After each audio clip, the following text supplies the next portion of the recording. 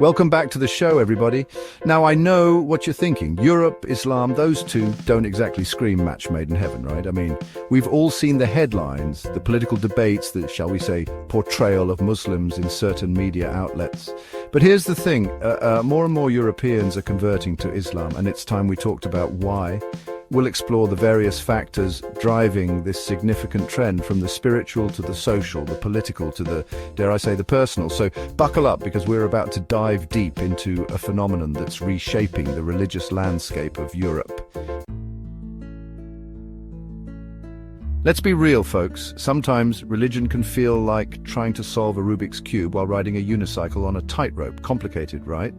But Islam's different. Its teachings are straightforward, easy to understand, like a breath of fresh air in a world of theological smog. And for many Europeans who are moving away from traditional Christian values, searching for something more, well, Islam's message of monotheism, of one God, one purpose, it resonates. It's like that aha moment you get when you finally understand a complex math equation, except this time, it's about life, the universe, and everything. The Quran and Hadith, they're like the ultimate user manual, offering guidance on everything from prayer to relationships, from finance to, how to live a meaningful life. Look, we all know Europe isn't exactly a utopia. Racism, social inequality, they're as European as baguettes and the Eiffel Tower. But here's where Islam throws a curveball. It emphasizes equality, breaking down those barriers of gender, race, wealth, you name it. The message, everyone is equal before Allah. And for Europeans disillusioned by the hypocrisy, by the gap between the ideals and the reality, well, that message hits hard. It's a powerful antidote to the poison of discrimination. And let's not forget the women. The concept of modesty, of wearing the hijab. It's empowering for many European women who are tired of being objectified, tired of being told their worth lies solely in their appearance. It's about reclaiming their narrative, defining themselves on their own terms. Remember that rom-com you loved, the one with the unlikely couple from different worlds? Well, interfaith marriages in Europe are kind of like that.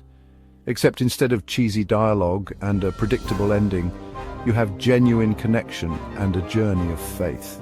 When a Muslim marries a non-Muslim, it's not just about merging families, it's about merging perspectives, and often that leads to the non-Muslim partner embracing Islam. Think about it, you see your spouse living a life guided by faith, by compassion, by a strong moral compass, and it makes you curious. You start asking questions, exploring, and before you know it, you're hitting up the local mosque for Friday prayers. Chapter 4. Welcome to the neighborhood. We have halal food. Imagine walking down a street filled with the aroma of spices, the sound of the adhan echoing from a nearby mosque, vibrant colors and fabrics on display in shop windows. No, this isn't a scene from Aladdin. It's just another day in a Muslim community in Europe. These communities, they're not just places of worship, they're cultural hubs, places where Islam is lived, breathed, and shared. And for Europeans curious about Islam, these communities are an open invitation. You walk into a halal restaurant, you strike up a conversation with the owner, you learn about Ramadan, about charity, about the beauty of Islamic art, and suddenly, Islam doesn't seem so foreign, so other. It's familiar, it's welcoming, it's even, dare I say it, cool. Chapter 5, Islamophobia, the Unintentional PR Campaign. Okay, this one might sound counterintuitive, but hear me out. Islamophobia, with its fear-mongering and misinformation, has actually backfired spectacularly. It's like that saying, there's no such thing as bad publicity. The more negative propaganda is spread, the more curious people become. They start asking questions, doing their own research, reading the Quran for themselves, and guess what they find? A religion of peace, of justice, of compassion. It's like that moment when you realize the scary monster in your closet is just a pile of laundry. Yeah, Islamophobia. You played yourself. Chapter 6, Christianity out, Islam in. Let's face it, Christianity in Europe is going through a bit of a midlife crisis. Church attendance is dwindling, people are questioning traditional doctrines, and the whole organized religion thing just isn't doing it for them anymore. It's like that old band you used to love, but now their music just feels outdated. Enter Islam with its emphasis on personal connection with God, its practical approach to faith, its strong sense of community. It's like that new indie band with a fresh sound and a message that resonates. And for Europeans disillusioned with the old, Islam offers a new path, a new way to connect with the divine. For those who like their faith with a side of logic and reason, Islam serves up a satisfying dish. The Quran, with its scientific references that align with modern discoveries, it's like the original Cosmos, a space-time odyssey, but with more God and less Carl Sagan. And Islam's emphasis on knowledge, on seeking education, on questioning and exploring, it's like music to the ears of intellectual minds. It's not about blind faith, it's about informed belief, about understanding the why behind the what. Okay, time for some hard facts, folks. In the UK, around 5,000 people are saying salam to Islam every year. In France, Islam is the fastest growing religion.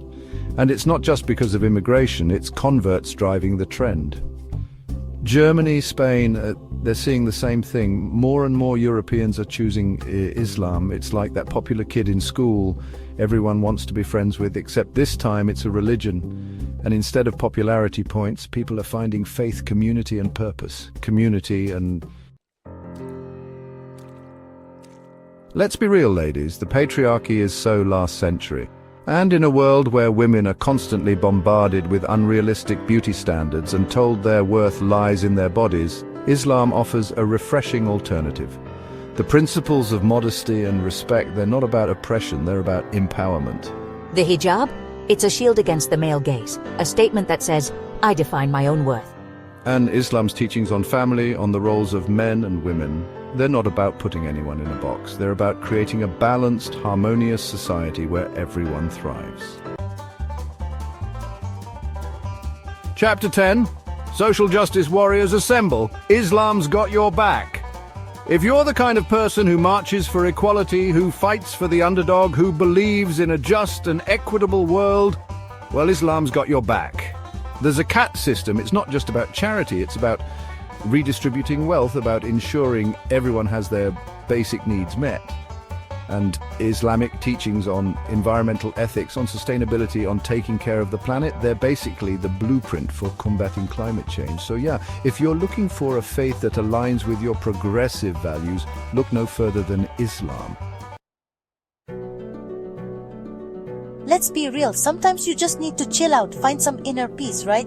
Well, Sufism, the mystical side of Islam, is here for all your spiritual self-care needs. Meditation, zikr, these practices are like yoga for your soul, calming the mind, connecting you with the divine. And Sufi music and poetry, pure magic. It's like that soulful playlist you listen to when you need to unwind, except this time, it's infused with spiritual wisdom and a connection to something greater than yourself. Here's the thing about stereotypes. They crumble faster than a croissant in a windstorm when faced with actual facts. And that's what's happening with Islam in Europe. The more people see through the anti-Islamic propaganda, the more they realize they've been fed a narrative that's about as accurate as a flat earth map. They start researching, they talk to Muslims, they experience the beauty of Islamic culture firsthand, and suddenly the scales fall from their eyes. It's like that moment in The Matrix when Neo takes the red pill and sees the world for what it truly is. Let's be real, being young in the 21st century is wild. Existential crises, climate anxiety, social media pressure, it's a lot. And traditional religions, they're not exactly offering the answers Gen Z is looking for. But Islam's different. It's got that ancient wisdom, that timeless message of purpose and meaning, but it's also got a modern vibe. Online dawah platforms, social media influencers talking about faith, it's all about making Islam accessible, relatable, even dare I say it, cool. It's like that influencer you follow who makes you want to be a better person, except this time it's about connecting with God and finding your place in the universe. As we've seen, the reasons for the growing number of conversions to Islam in Europe are multifaceted. It's a complex tapestry woven from threads of spiritual seeking, social justice, intellectual curiosity, and a desire for something more.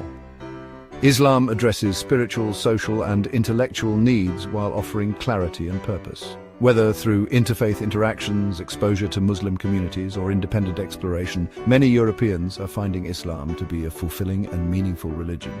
Thank you for watching, and don't forget to like, share, and subscribe for more insightful content.